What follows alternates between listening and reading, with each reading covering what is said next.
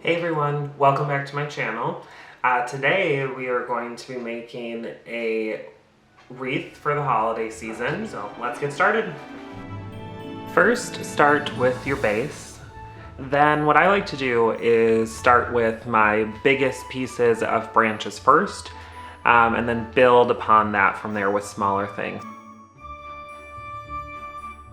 I usually try to have everything facing one direction, so as you can see, all of the pine branches that I'm putting in are going a certain direction. It just makes the wreath look more uniform in the end.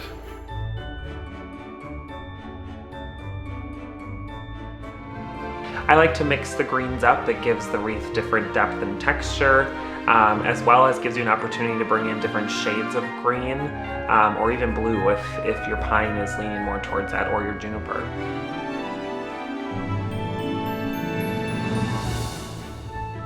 Your next step is to start placing some of the smaller items. So I start by placing Magnolia leaves within the wreath and putting them in intermittently, but going the same direction.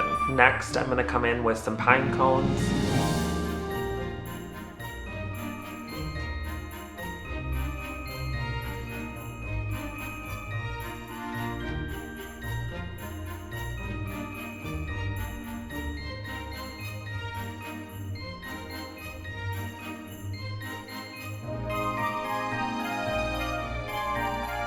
And then lastly, I'm coming in with some red berries.